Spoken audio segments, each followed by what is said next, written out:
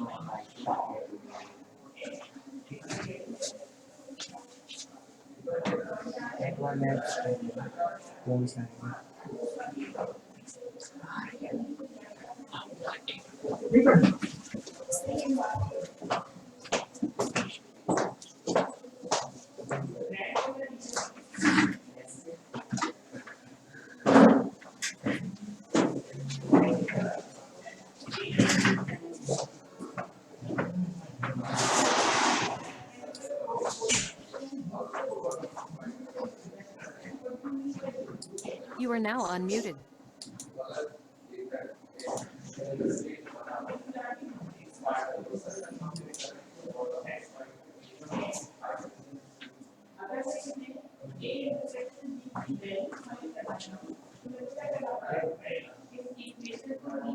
Good evening, beta.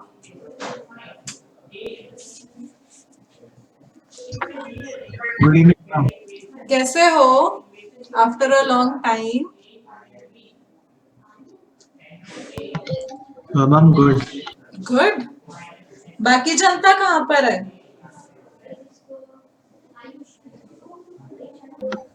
पता नहीं। नहीं पता.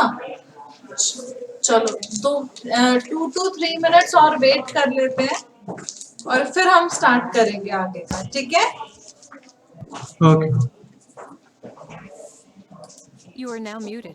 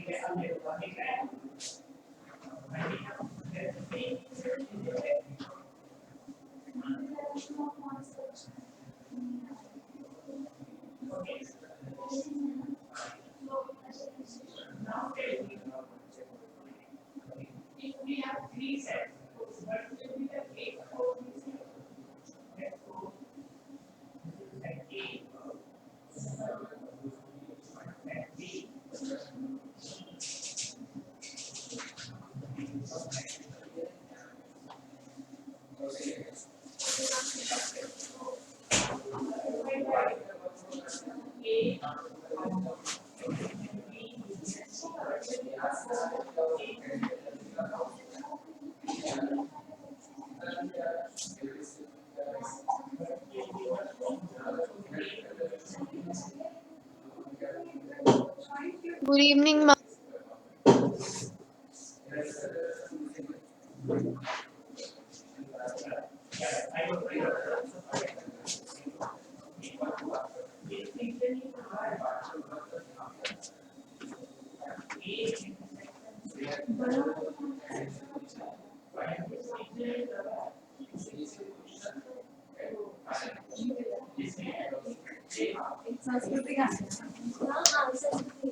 अच्छा ठीक है। You are now unmuted. Good evening, Sanskriti. How are you?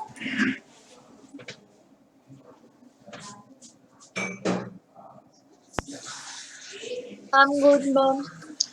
You are good. Okay. तो हाँ, तो कहाँ थे हम?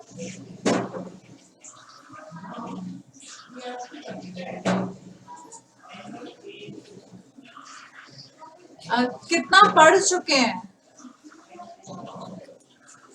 अरे बोलो भाई, why are you not responding?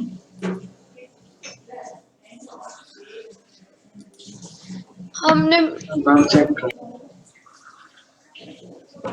क्या पढ़ लिया था?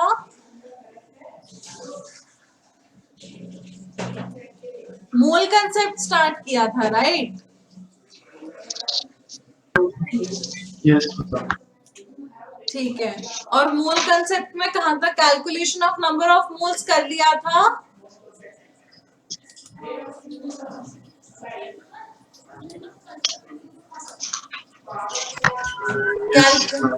और एम्पिरिकल फॉर्मूला? नहीं मैम अभी नहीं किया। नहीं किया था। और एवरेज मोलर मास कैलकुलेट करना?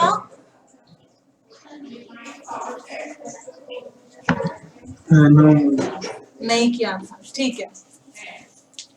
और ideal gas equation? No ma'am. ठीक है। तो let's start with ideal gas equation. Calculation of number of mole सभी बच्चे कर चुके हैं। किसी बच्चे को कोई डाउट?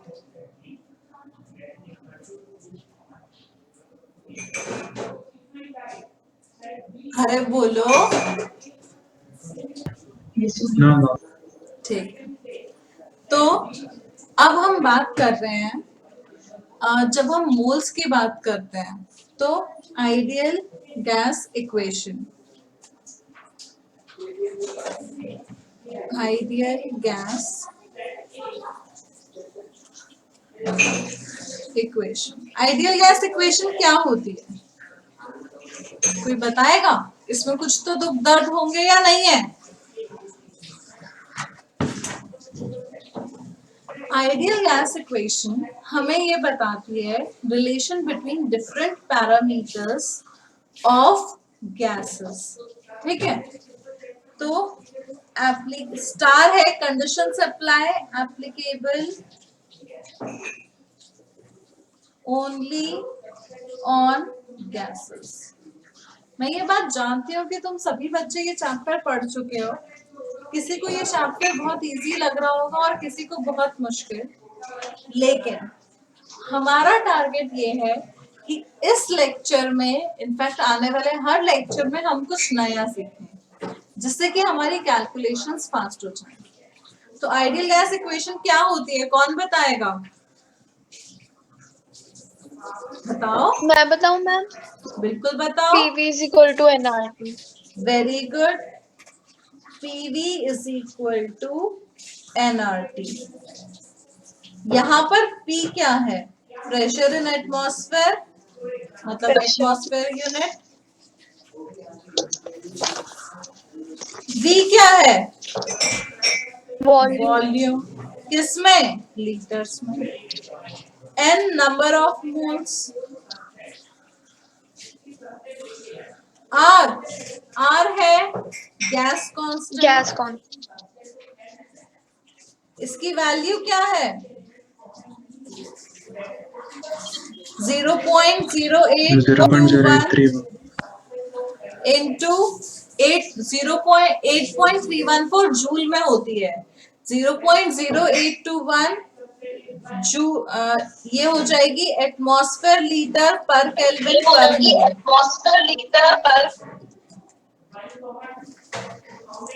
और T क्या होता है? Temperature in kelvin. सबको पता है ये बात? ये बात पता है? Yes, ma'am.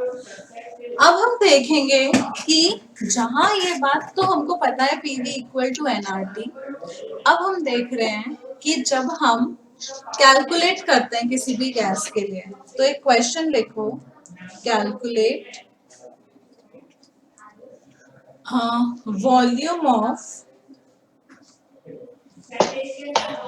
4 mole gas, 4 mole methane gas at 2 atmosphere pressure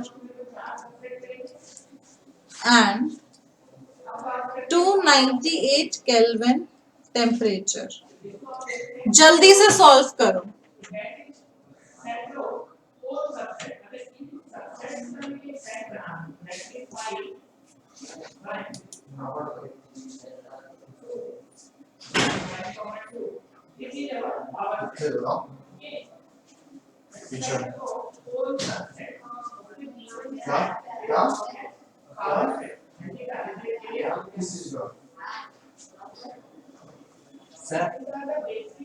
अपनी बंदा सुबह को बोल दो ना।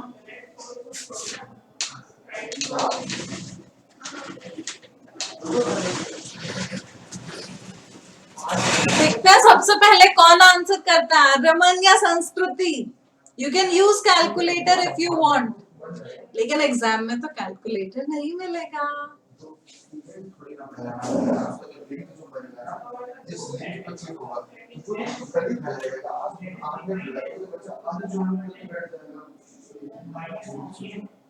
अच्छा, कितने बच्चे इंटरेस्टेड है कि क्लास को थोड़ा और इंटरैक्टिव बनाया जाए?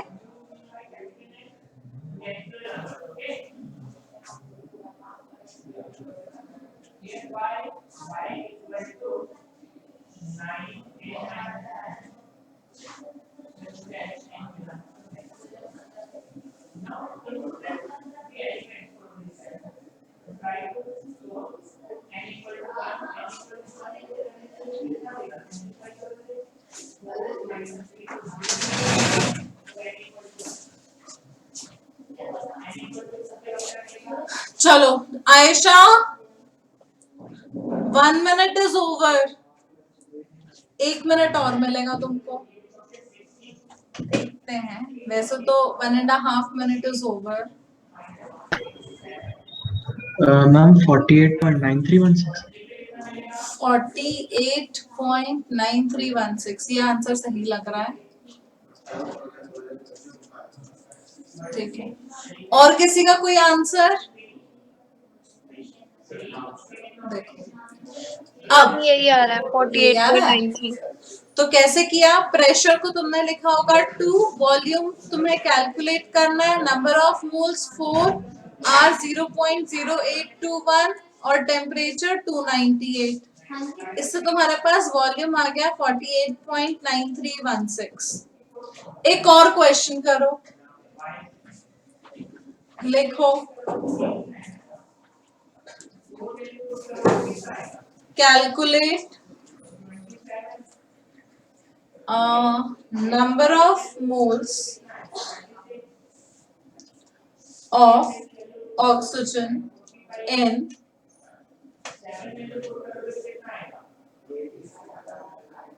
50 liter of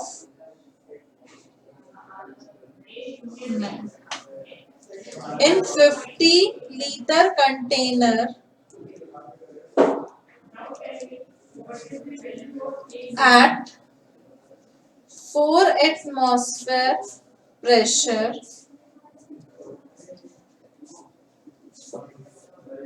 and 0 degree Celsius temperature। जल्दी से कैलकुलेट करो।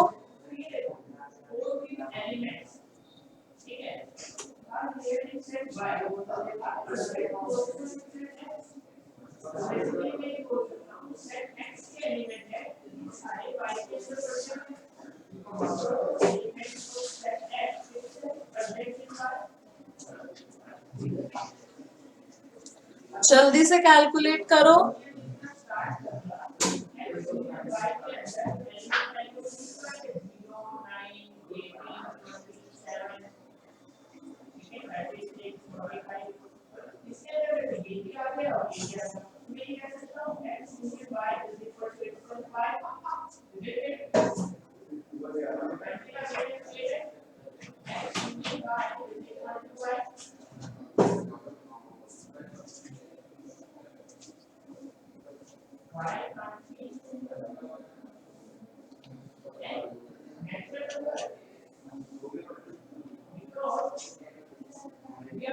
Ma'am, 8.92.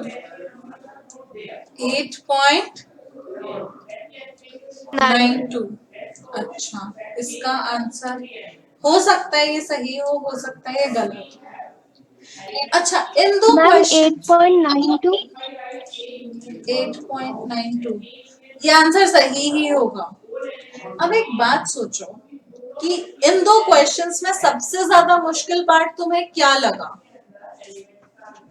0.0821 इंटू टेम्परेचर वाली कैलकुलेशन, हाँ या ना?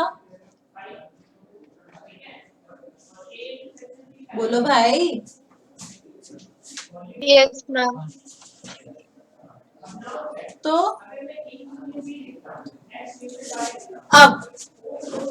अब हम बात करेंगे कि ये सबसे ज्यादा मुश्किल है और पेपर में तो हमें टाइम बचाना है। अभी तक तुमने थर्मोडायनामिक्स और चैप्टर्स भी पढ़े हैं। सबसे ज्यादा क्वेश्चन कौन से टेम्परेचर से आते हैं? 273, 298 और 300। 0 degree Celsius, 25 degree Celsius, 27 degree Celsius. ज्यादा से ज्यादा हो जाएगा 546 या फिर इधर हो जाएगा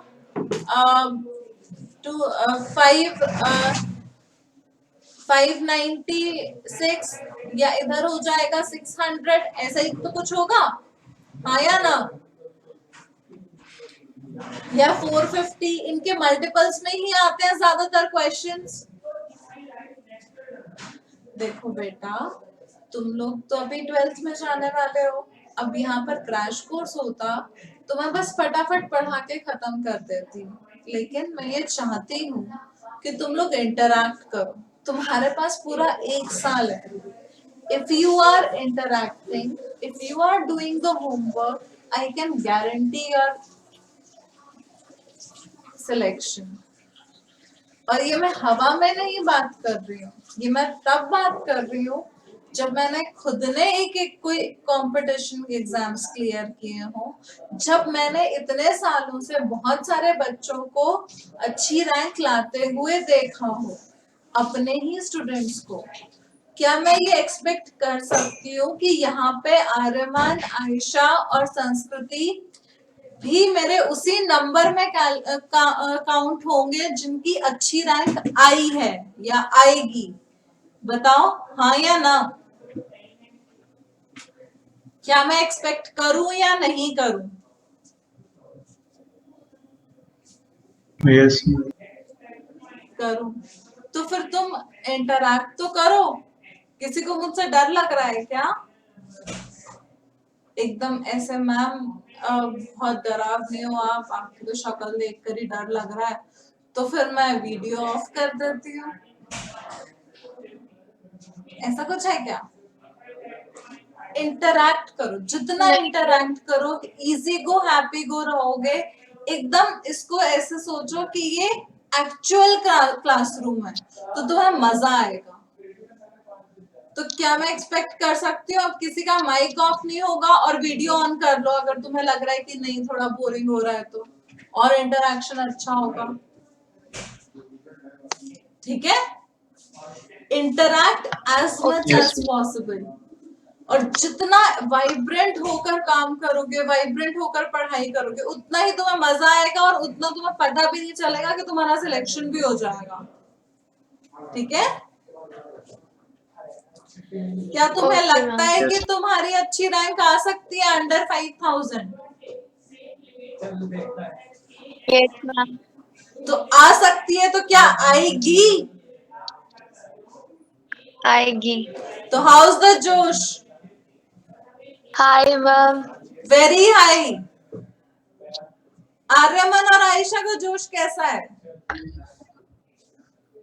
very high. Very high. Ayesha? चलो, तो अब हम क्या करेंगे अच्छा एक बात बताओ, क्या मैं 0.5 को 1/2, 2/4 या 3/6 या फिर 4/8 या 1.5/3 लिख सकती हूँ?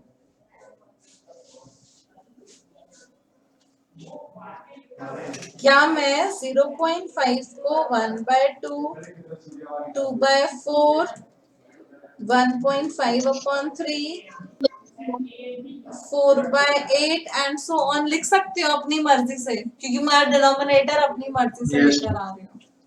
तो उसी तरीके से जो r की वैल्यू है 0.0821, इसको हम लिख सकते हैं 22.4/273।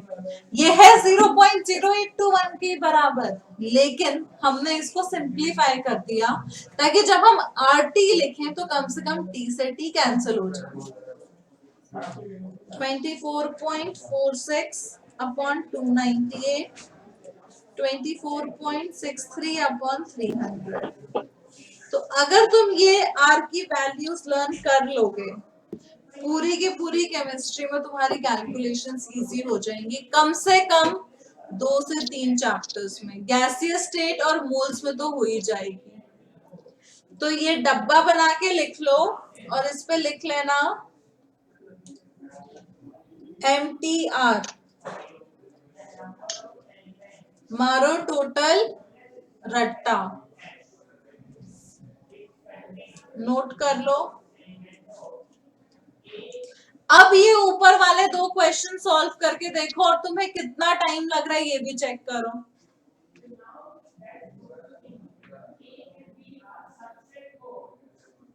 मैम एक बार स्लाइड नीचे करना।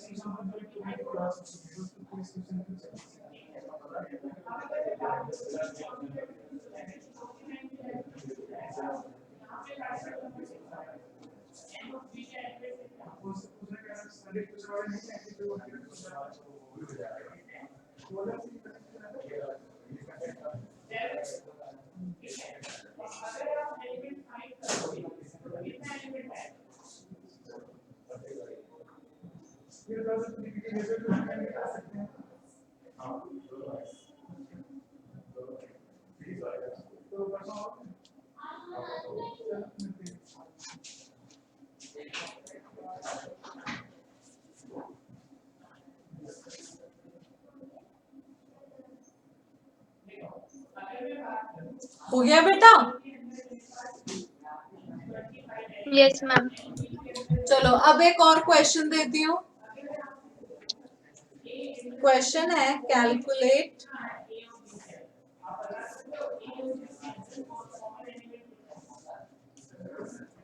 Volume of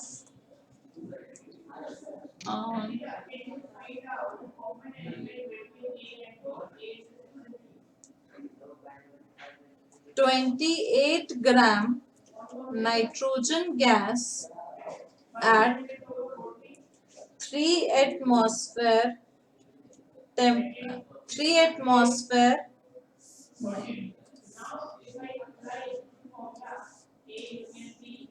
2 atmosphere pressure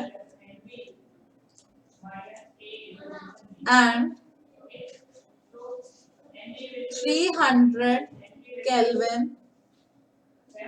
temperature. जल्दी से कैलकुलेट करो।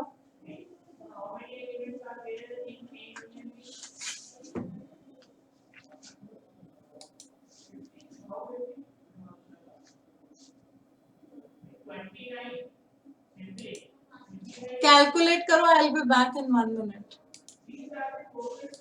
You are now muted.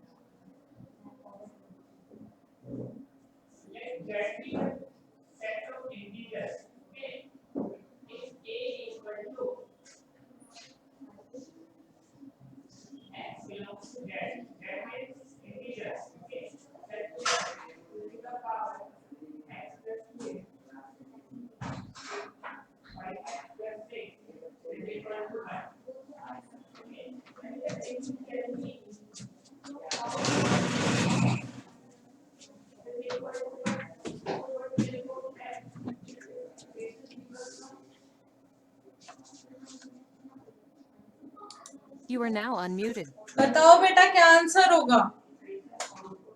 24.63 litre. और क्या तुम्हें अब सॉल्व करने में टाइम कम लगा या पहले कम लग रहा था? अब टाइम कम लगा। अब टाइम कम लगा ना, तो हमें बस यही करना है, हमने स्मार्ट वर्क करना है। हमें सिर्फ कंसेप्ट नहीं सीखना है, हमें ये सीखना है कि हम कैसे अपनी आदत इस तरीके से बना लें कि हम जल्दी से क्वेश्चन सॉल्व कर पाए और सही कर पाए। और कैलकुलेशन कम होगी तो गलती होने के भी चांसेस कम रहेंगे, हाँ या ना? तो Yes. मैं फिर से इसको सॉल्व कर देती हूँ। प्रेशर 2,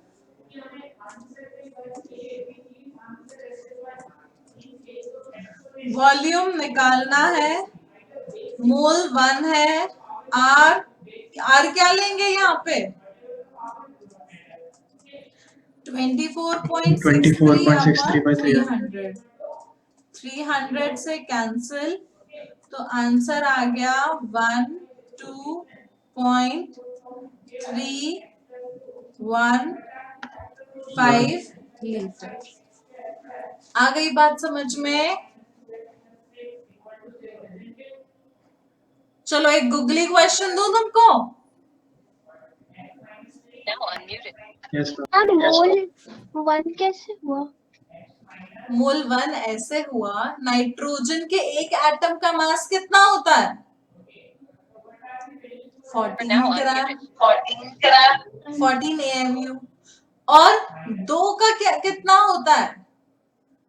28। और नाइट्रोजन गैस के एक मोल में कितने कितने ग्राम आएगा? 28 ग्राम। आ गई बात समझ में?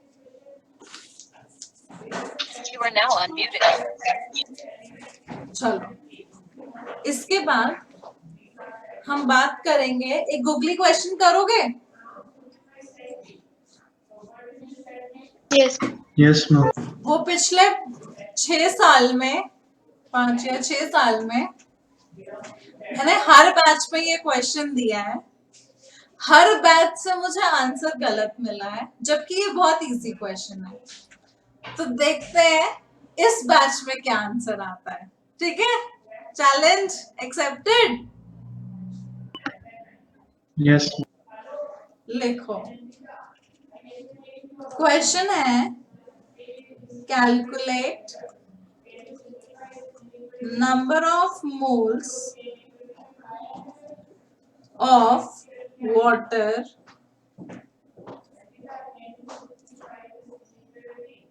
occupying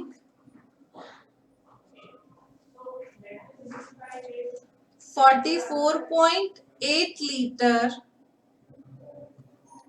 अच्छा, एनटीपी एसटीपी पता है तुम लोगों को? Normal temperature and pressure, STP standard temperature and pressure, 1 atmosphere and 273 kelvin. 44.8 litre volume at STP. जल्दी से कैलकुलेट करो।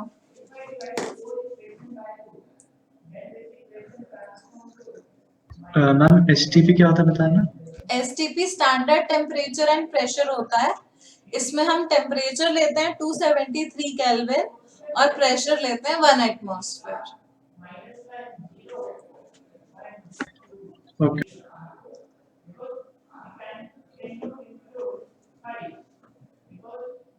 देखते हैं इस क्लास में क्या होता है।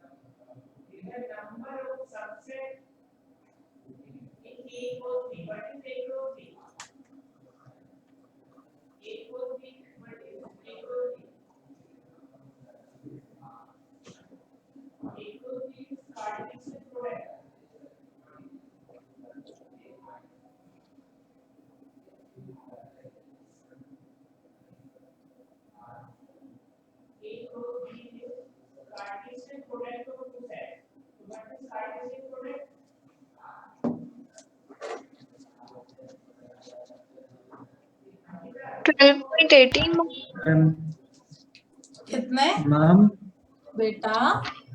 गलत ही लग रहा है। 12.18 12.18।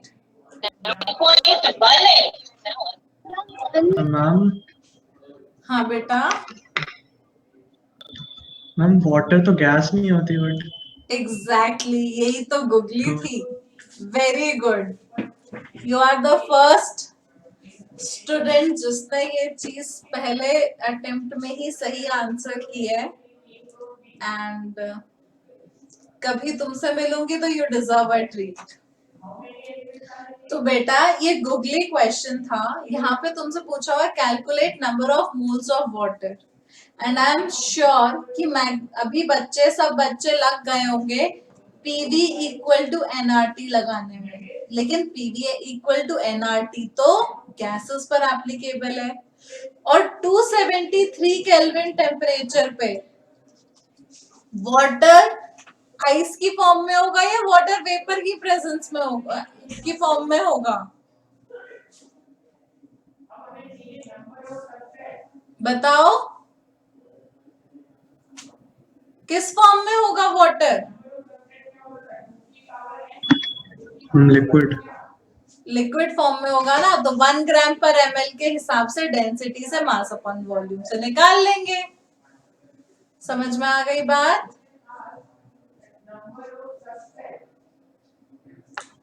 तो मैम ये वाला बोलो। करा दो फिर। ठीक है, तो हमारे पास है 44.8 लीटर। हमारे पास डेंसिटी सबको पता है कि डेंसिटी ऑफ वाटर होती है 1 ग्राम पर एमएल। तो क्या मैं बोल सकती हूँ density is equal to mass upon volume? तो मास ऑफ वाटर कितना होगा? Density 1 into volume 44,800 gram. Gram per ML into ML तो ग्राम बचेगा ना, तो ये इतने ग्राम है। अब इसको 18 से डिवाइड करोगे तो तुम्हारे पास मोल्स आ जाएंगे। ठीक है,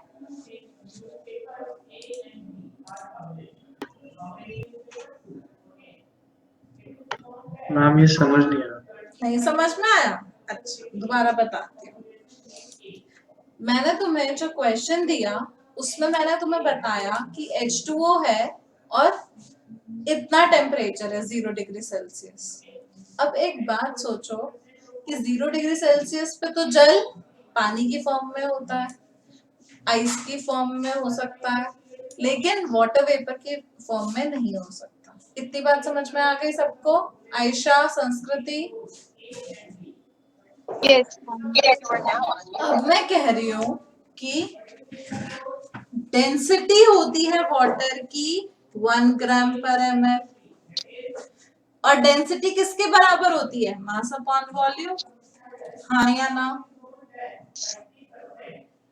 Yes, ma'am. यस। ठीक, अब मैं ये कह रही हूँ मेरे पास 44.8 लीटर है, तो लीटर को ग्राम एमएल में तो कन्वर्ट करना पड़ेगा। तो कितने एमएल होगा? कितने एमएल? मास कितना होगा? डेंसिटी 1 ग्राम per ML into 44,800 ML. ML से एमएल कट गया तो यहाँ पर आ जाएगा 44,800 ग्राम। आ गई बात समझ में? Yes, ma'am. कोई डाउट? नहीं, मन में कोई दुख? नहीं. नो। अब हम बात करेंगे एवरेज मोलर मास के बारे में। एवरेज मोलर मास। एवरेज मोलर मास क्या होता है? एवरेज मोलर मास हमें ये आइडिया देता है कि उसका ओवरऑल, जैसे हम परसेंटेज निकालते हैं, अगर मैं बोल रही हूँ मेरे 10th स्टैंडर्ड में 91% मार्क्स आए थे, तो इसका क्या मतलब है कि मेरे पांचों सब्जेक्ट मिला के 91 मार्क्स आए हैं, या फिर सबका एवरेज 91 आया है? बताओ। एवरेज। एवरेज। उसी तरीके से हम एवरेज मोलर मास में भी वही करते हैं, सबके मासेस मिलाकर लिख लेंगे, उनको ऐड करेंगे और टोटल जितने भी हमने मासेस यूज किए उससे डिवाइड कर लेंगे नंबर ऑफ मोल से। तो average molar mass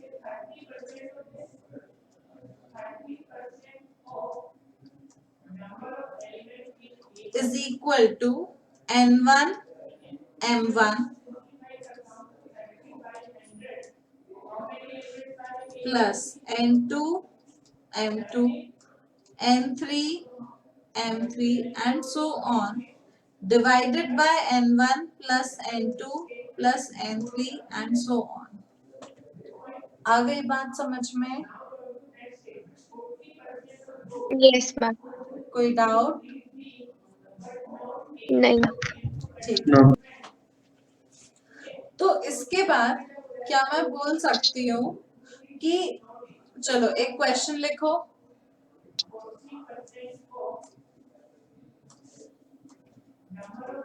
calculate average molar mass of chlorine if chlorine 35 is 75% abundant in nature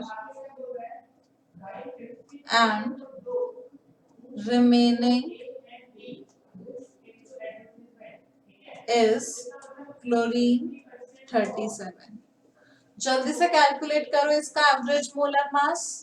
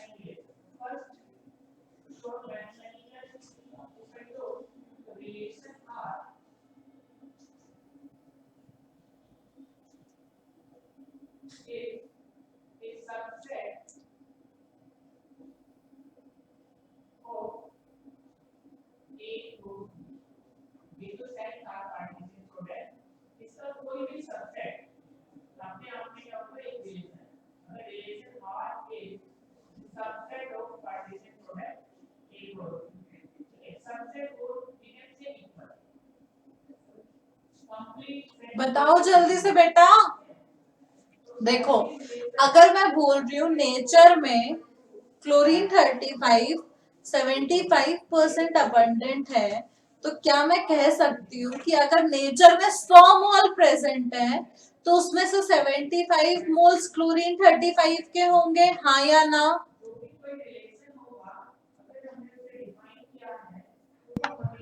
yes. तो क्या मैं इसको ऐसे सॉल्व कर सकती हूँ कि average mass is equal to 75 into 35 plus 25 into 37 Ma'am, upon 35.45. 35.5 ही आएगा मेरे ख्याल से, डिवाइडेड बाय 100 मोल। Yeah, इसको सॉल्व करो yeah. तो ये आ जाएगा 35.5। एक और क्वेश्चन दूं? Yes, ma'am. यस। क्वेश्चन ये है, calculate average molar mass of air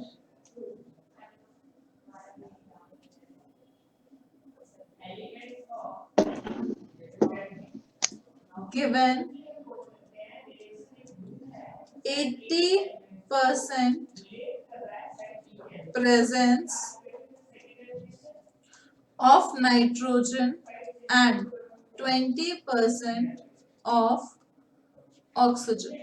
अगर हवा में 80% नाइट्रोजन है और 20% ऑक्सीजन है तो इसका मोलर मास क्या होगा? जल्दी से बताओ।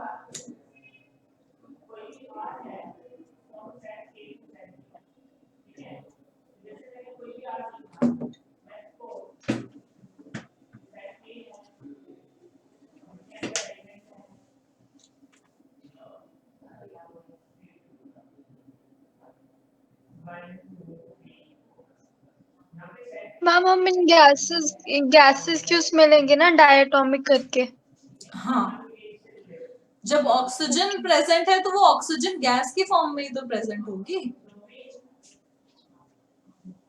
तो हम उसका मोलर मास 32 लेंगे ना। हाँ बेटा। ओके। आयशा, आर्यमन, तुम भी करो जल्दी।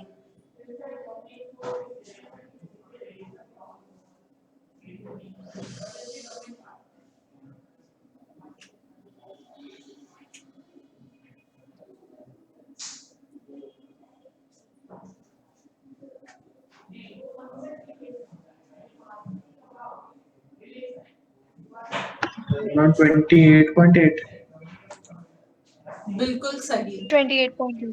Very good. आंसर होगा 28.8। किसी को डाउट है? आयशा, हो गया बेटा या एक्सप्लेन करूं? नहीं ma'am.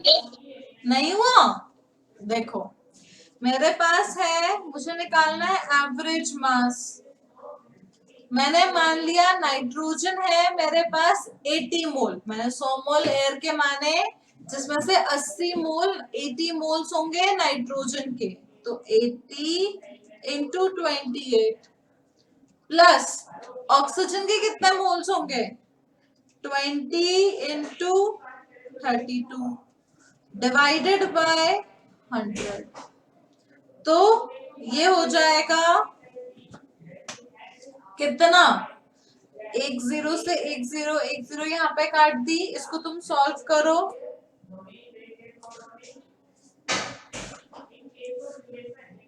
Eight into 28 plus 2 into 32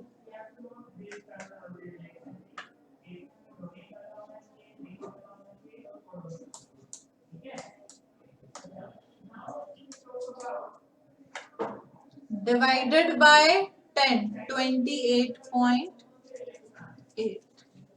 ठीक है, एक और क्वेश्चन लिखोगे? Yes ma'am. Yes. Question. Calculate percentage abundance of all the oxygen isotopes if 90%, if oxygen 16 is 90% abundant and remaining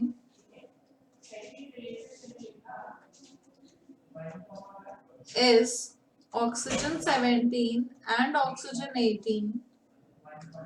Thus, also average molar mass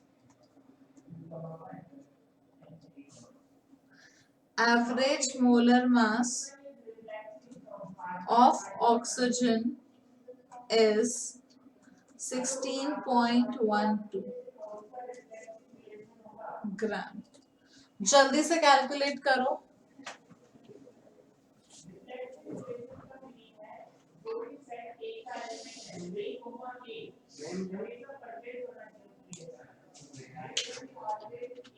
देखते हैं सबसे पहले आंसर कौन करता है.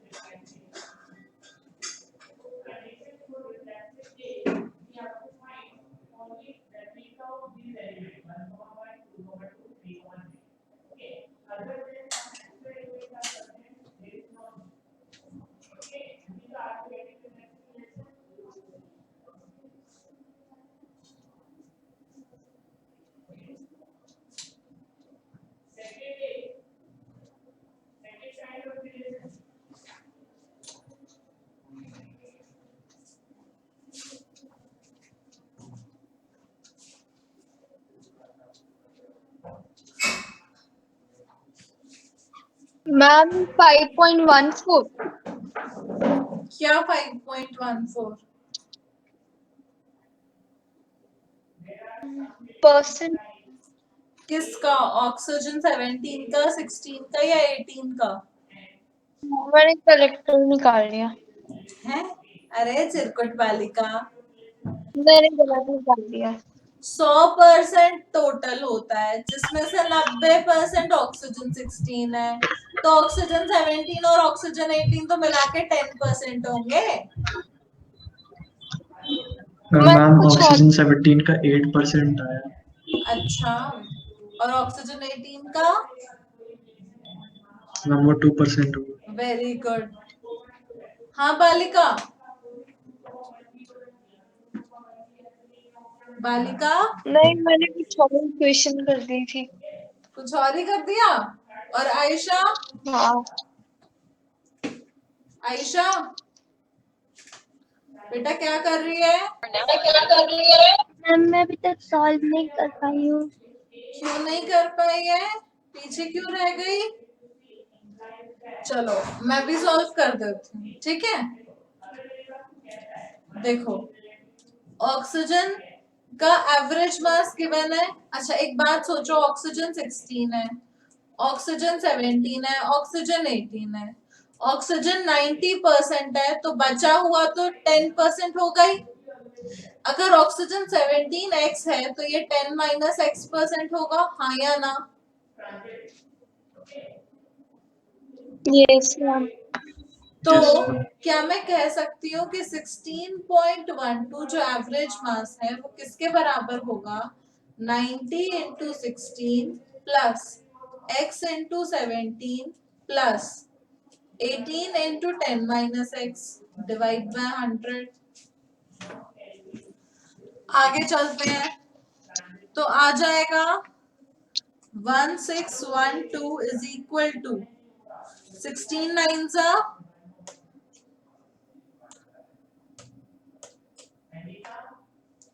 1440 140 plus 17x plus 180 minus 18x। ठीक है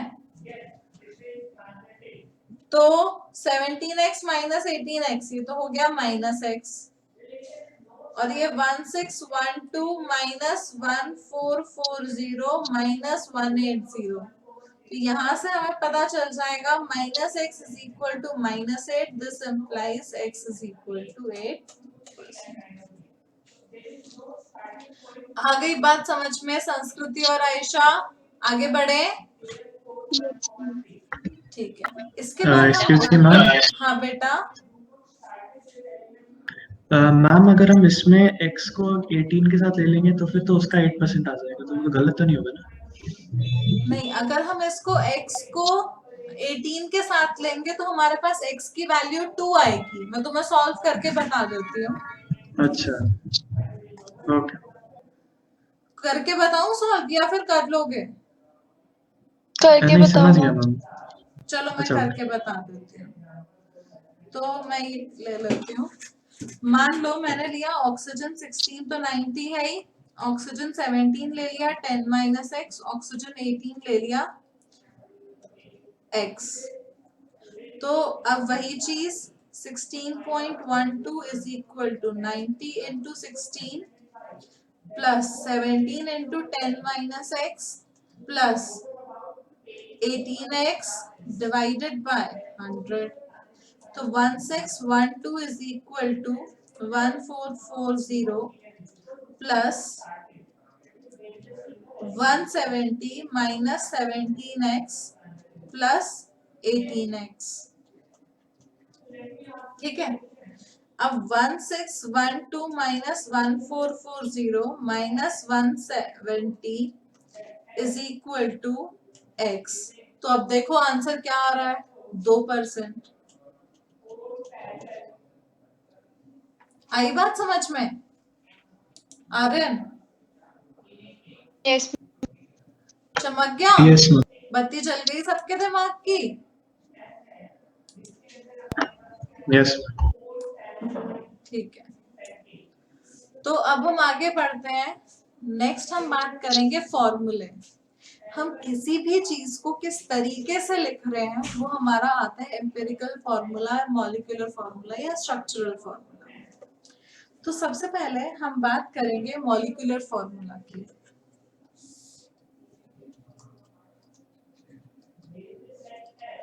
मॉलिक्यूलर फॉर्मूला, मॉलिक्यूलर फॉर्मूला क्या होते हैं? जैसे CO2, O2, N2, CH4, C2, H6, C3, H8 ये सब क्या है? Molecular formula. और ये रिप्रेजेंट क्या करेंगे? It represents the actual number of atoms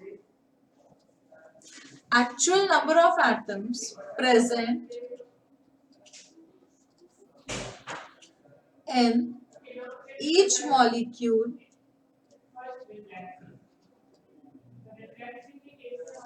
it represents the actual number of atoms present in each molecule of a compound।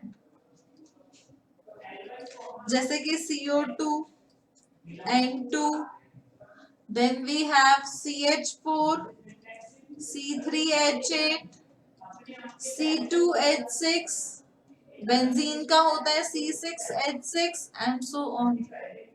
लेकिन जो एम्पिरिकल फॉर्मूला होगा वो क्या रिप्रेजेंट करेगा? Ratio of number of atoms present in each molecule. वो molecular formula जैसे same भी हो सकता है और अलग अलग भी हो सकता है। तो मैं डेफिनेशन लिख देती हूँ। Empirical formula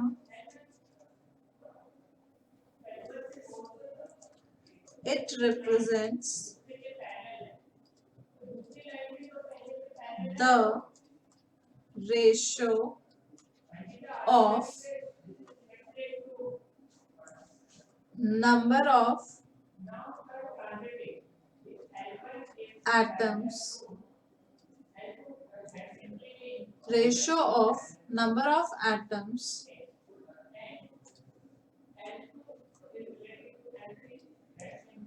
of each element present in a molecule। ठीक है, तो कैसे होगा? CO2 का CO2 ही रहेगा, N2 का N2 रहेगा, CH4 का CH4 रहेगा, C3H8 का C3H8 रहेगा, C2H6 का CH3 हो जाएगा, C6H6 का CH हो जाएगा। आ गई बात समझ में? बोलो। Yes ma'am. किसी Yes. को कोई डाउट? नहीं। कोई डाउट नहीं है तो चलो एक क्वेश्चन सॉल्व करोगे? Yes ma'am. अच्छा ठीक है। क्वेश्चन ये है, calculate the empirical formula of the compound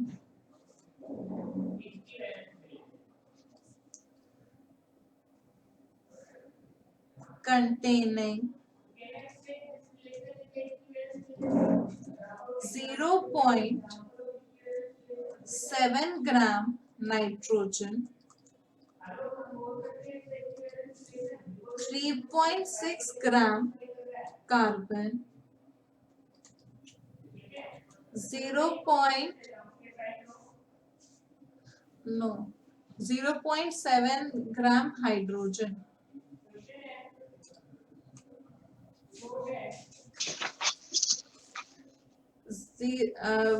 3.6 gram carbon, 1.4 gram nitrogen and 1.6 gram oxygen। जल्दी से कैलकुलेट करो।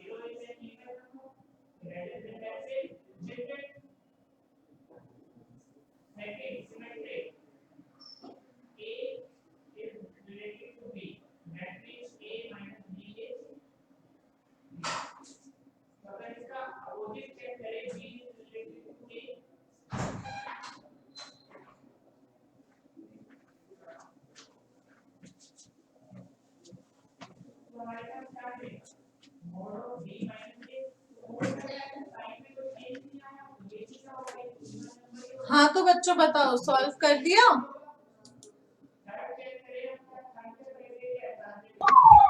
मैम पता नहीं कैसे। नहीं पता? आयशा, संस्कृति? मैम H4C3N2O2 क्या? H4C3N2O2 H4C3N2O2 नहीं, ये तो गलत लग रहा है।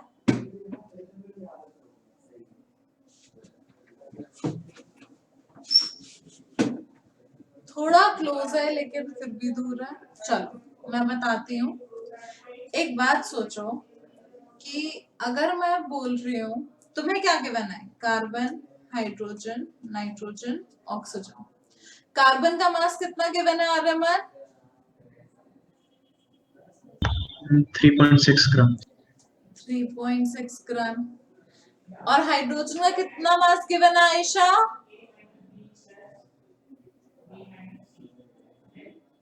आयशा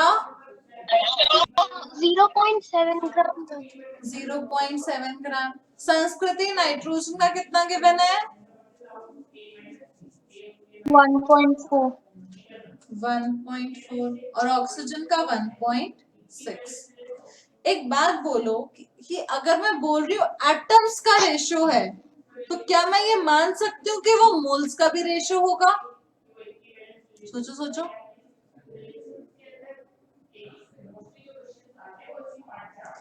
अगर मैं कह रही हूँ कि वो एटम्स का रेशो है, तो क्या मैं वो number of moles of atoms का रेशो मान सकती हूँ?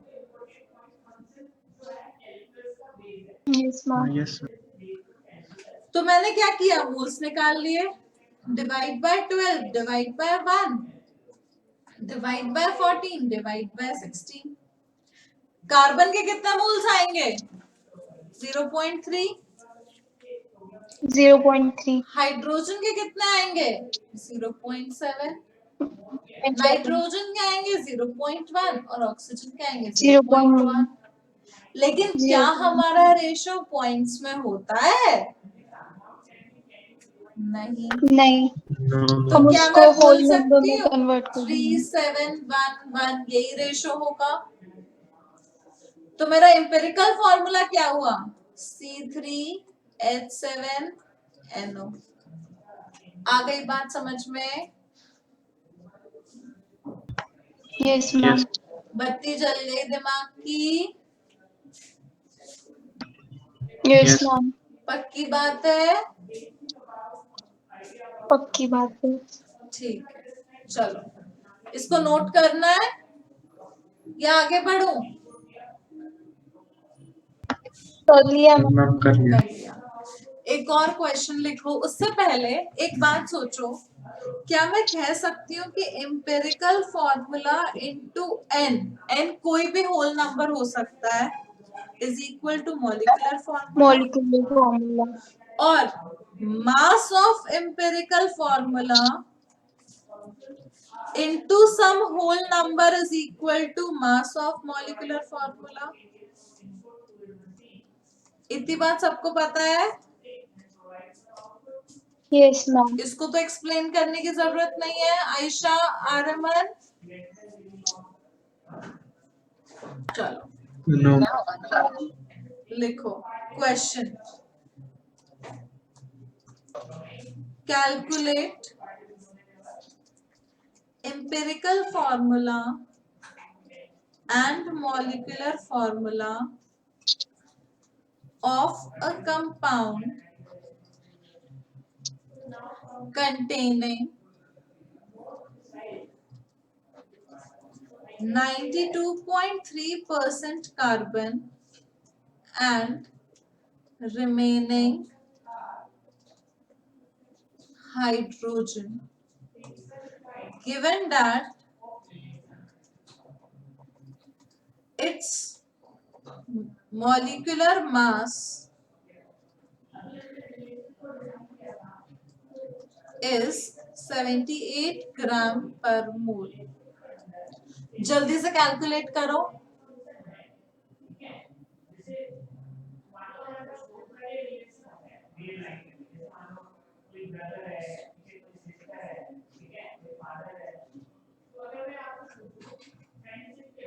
करो करो, देखते हैं सबसे पहले कौन करता है।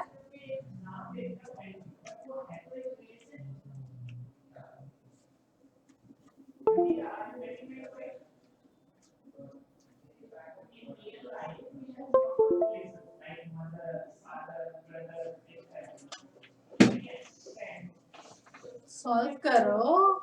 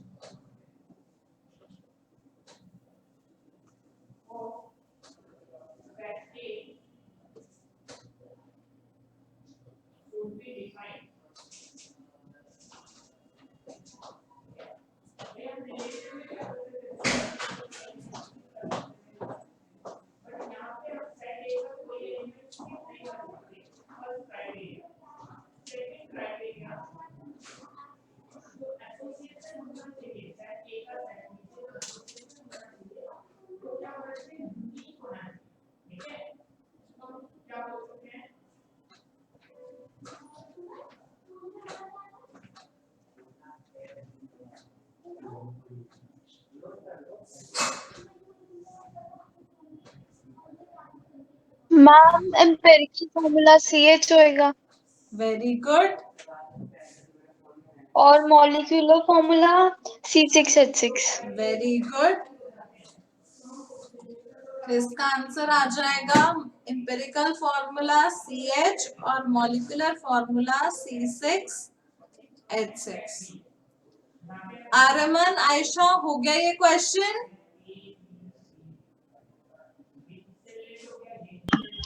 मैम ये अलग करा दो। करा देती हूँ। तुम्हारे पास कार्बन है, हाइड्रोजन है।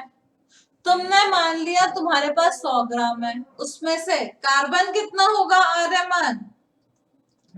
92.3 ग्राम। 92.3। आयशा, हाइड्रोजन कितना होगा? जल्दी से बता बेटा। 7.7 मैम। 7.7 ग्राम। Very good. तो अब मुझे इसके मोल्स निकालने के लिए क्या करना पड़ेगा? Divide by 12, divide by 1। ये आ गया मेरे पास अप्रोक्सीमेटली 7.69। ये तो 7.7 है ही। तो क्या मैं बोल सकती हूँ कि ये 1:1 है, तो अप्रोक्सीमेटली ये CH एम्पिरिकल फॉर्मूला। अब मुझे क्या करना है, CH का मास कितना होगा, 12 + 1 13, 13 into N is equal to 78। तो N क्या आ जाएगा, 6, तो C6 H6। छाप लो।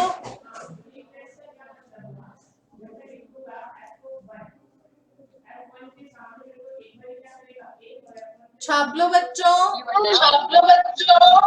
मैम ये 1 कैसे आया मैम? बेटा 7.69 और 7.7 ऑलमोस्ट बराबर बराबर है। हाँ मैम। तो इसीलिए उन दोनों को 1:1 लिख दिया। ठीक है आयशा? Thank you. ओके। इसके बाद हम पढ़ेंगे स्टोइकियोमेट्रिक प्रॉब्लम्स, जिसमें सबसे ज्यादा बच्चे परेशान रहते हैं। तुम भी रहते हो? मैम समझ में नहीं आता कि ये लिमिटिंग रिएक्टेंट कभी कुछ आ जाता है। मैम क्लास 10 के एग्जाम में बहुत प्रॉब्लम हुआ था यही चैप्टर में। अच्छा, तो अब हमें इसमें प्रॉब्लम बिल्कुल खत्म करनी है। ठीक है, तो लिखो स्टोइकियोमेट्रिक प्रॉब्लम्स हेडिंग। आज पूरा तो शायद नहीं हो पाएगा, लेकिन मैं तुम्हें स्टेप्स लिखवा दूंगी जिससे तुम धीरे धीरे आसानी रहे तुम्हारे लिए। Stoichiometric problems.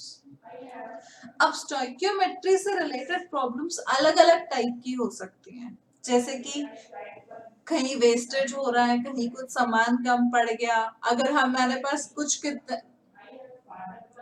कोई चीज एक अमाउंट में है तो दूसरी कितनी चाहिए, ये सब चीजें हमें, जैसे अगर मान लो तुम एक फैक्ट्री खोल रहे हो, ठीक है, तुमने दवाइयों की फैक्ट्री लगाई, उसमें तुम्हें कुछ चीज चाहिए, कुछ प्रोडक्ट के लिए तुम्हें पता होना चाहिए क्या रिएक्टेंट यूज हो रहा है, ये हमें पता चलेगा इनऑर्गेनिक केमिस्ट्री से।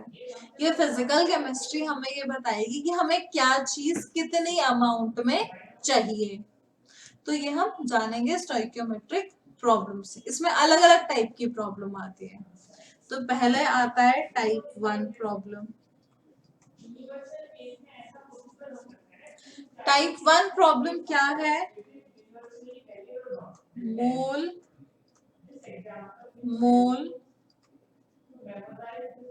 मेथड। मोल मेथड क्या है, स्टेप नंबर 1। मैम एक बार थोड़ा सा रिपीट कर दो, मेरा कनेक्शन चला गया था। ठीक है, सबसे पहले हम बात करेंगे स्टोइकियोमेट्रिक प्रॉब्लम्स की। Stoichiometric problems are related to, मान लो तुमने कोई फैक्ट्री लगाई, तो तुम्हें कोई प्रोडक्ट चाहिए, तो तुम्हें ये जानना पड़ेगा कि हमें रिएक्टेंट तो तुम्हें पता होंगे, लेकिन कितना रिएक्टेंट चाहिए, कितना वेस्ट होगा, क्या कम रह सकता है, क्या ज्यादा रह सकता है, इससे रिलेटेड हम प्रॉब्लम्स डिस्कस करेंगे। तो उसमें जो पहली प्रॉब्लम आती है वो होती है मोल मेथड। तो इसमें हमें ये पता चलता है कि अगर हमारे पास एक रिएक्टेंट का अमाउंट पता है तो हम ये जान सके कि दूसरा कितना यूज होगा और प्रोडक्ट कितना बनेगा। ठीक है बेटा, तो अब आता है step number 1। Step number 1 is right a balanced chemical equation. ठीक है, step number 2, write a balanced chemical equation. Step number 2, calculate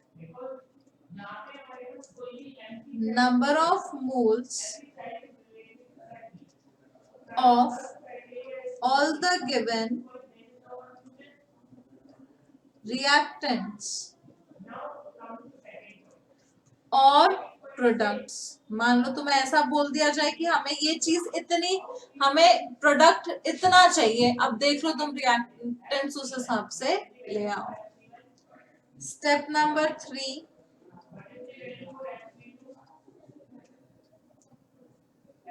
calculate number of moles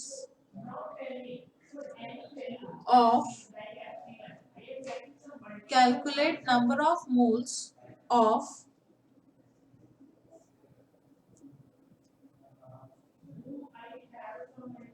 the desired substance। कैसे निकालोगे नंबर ऑफ मोल्स? तुम्हें ये देखना है number of moles of desired substance, desired जो हमें चाहिए, is equal to stoichiometric coefficient. Stoichiometric coefficient तो पता है ना सबको क्या होता है? Stoichiometric coefficient of desired Yes, ma'am. substance divided by stoichiometric coefficient of given substance multiplied by number of moles of given substance। ठीक है, तो ये हमें पता लग जाएगा नंबर ऑफ मोल्स जो भी हमें डिजायर्ड है। मोल्स पता लग गए तो हो सकता है तुम्हें मास वॉल्यूम कुछ निकालने के लिए बोला जाए। स्टेप नंबर 4, कैलकुलेट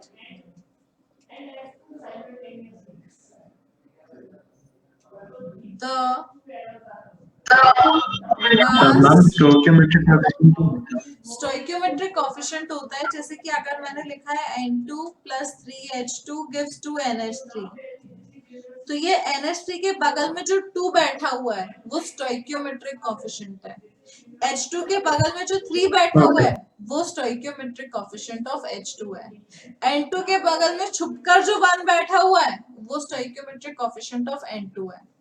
बहुत सारे बच्चे ये गलती करते हैं, बहुत सारे टीचर्स ने स्कूल में ये पढ़ा दिया होता है कि ये नंबर ऑफ मोल्स के बराबर है। प्लीज इस मिसकंसेप्शन अगर तुम्हें है तो इससे बाहर निकल जाओ। ये नंबर ऑफ मोल्स के बराबर कभी नहीं होता, ये स्टोइकियोमेट्रिक कोएफिशिएंट होता है। It is the ratio of number of moles but not the number of moles. आ रही है बात समझ में? अरे बोलो। यस तो कैलकुलेट द मास और एनी अदर पैरामीटर।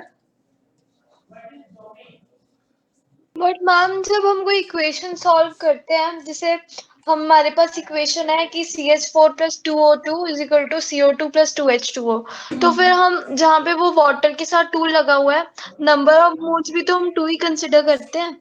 बेटा हम नंबर ऑफ मोल्स 2 तब कंसिडर करते हैं जब हमारा स्टोइकियोमेट्रिक, दोबारा से इक्वेशन बोलो, दोबारा से लाइक इक्वेशन है CH4 + 2O2 या CH4 + 2O2 is CO2 + 2H2O। तो जो अगर वाटर तुम- के साथ 2 है, नंबर ऑफ मोल्स भी एक बात वही बताओ, कंसिडर होता है। अगर तुमने 3 मोल CH4 लिया है, क्या तब भी वाटर के 2 ही मोल बनेंगे? तो 6 मोल बनेंगे ना? मतलब हाँ 3 × 2 हो जाएगा ना, उसके साथ 3 है तो ये रेशियो ऑफ, इन्होंने ये बोला कि अगर तुम CH4 1 लोगे तो H2O 2 है, CH4 3 लोगे तो H2O 6 है। ये हमें रेशियो बता रहा है कि उन दोनों को डिवाइड करके 1/2 आएगा। ये हमें ये नहीं बता रहा कि मोल्स ऑफ H2O 2 है। समझ में आ रही है बात? ओके। ठीक है, बहुत सारे बच्चे इसी मिसकंसेप्शन की वजह से गलती करते हैं। Step number 4, calculate the mass और एनी अदर पैरामीटर। मतलब अगर वो CH4 के साथ कोई और कोफिशिएंट है और उसके साथ कोई और है, तो वो दोनों मल्टीप्लाई करके जो आएगा वो मोल बन जाएगा ना। मतलब ये है कि मान लो 2A plus B gives 3C plus 5D। तो अगर जो भी हमारे पास number of moles of A जो यूज होंगे divided by moles of D जो यूज होंगे या बनेंगे sorry will be equal to 2/5। अब ये डिपेंड करता है ए कितना ले रहे हैं उसी हिसाब से डी बनेगा। ठीक है, तो स्टेप नंबर 4 है कि मान लो तुमने अब जो भी डिजायर्ड सब्सटेंस है उसके मोल्स निकाल लिए, तो अब जो भी दूसरा पैरामीटर है मास वॉल्यूम जो भी तुमसे पूछा जाए वो तुम कैलकुलेट कर सकते हो। कैलकुलेट द मास और any other parameter as per requirement of the question. ठीक है, इसको नोट कर लो इन स्टेप्स को, और नेक्स्ट क्लास में ये स्टेप्स तुम अपने सामने रखना क्योंकि इसको एक्सप्लेन करेंगे और यूज करेंगे। आर्यमन आयशा नोट कर लो। यस मैम स्टेप 3 समझ में नहीं आया मैम। स्टेप नंबर 3 कोई बात नहीं, अभी नहीं आएगा, मैं तुम्हें एक्सप्लेन करूंगी उसके बाद आएगा। अभी बस इसको एज इट इज नोट कर लो। मैम एक बार स्टेप 4 दिखाना। लो,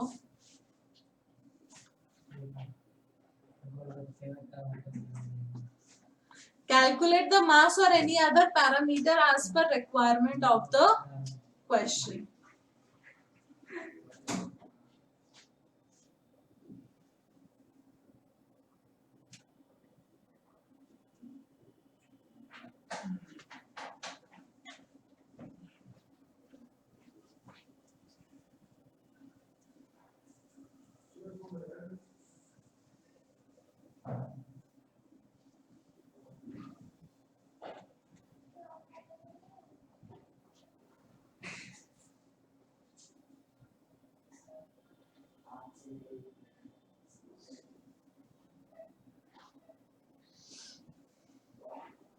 नोट कर लिया? ठीक है, तो आज की क्लास को यहीं पे एंड करते हैं क्योंकि अब मैं अगर एग्जाम्पल लूंगी तो वो पूरा हो नहीं पाएगा। नेक्स्ट लेक्चर में मैं इसी मोल मोल मेथड को एक्सप्लेन करूंगी और limiting reactant, percentage yield, percentage purity पढ़ाऊंगी। ठीक है, ओके मैम। ओके बेटा, have a nice day, good night, bye bye. You too ma'am. Thank you ma'am. Okay बेटा।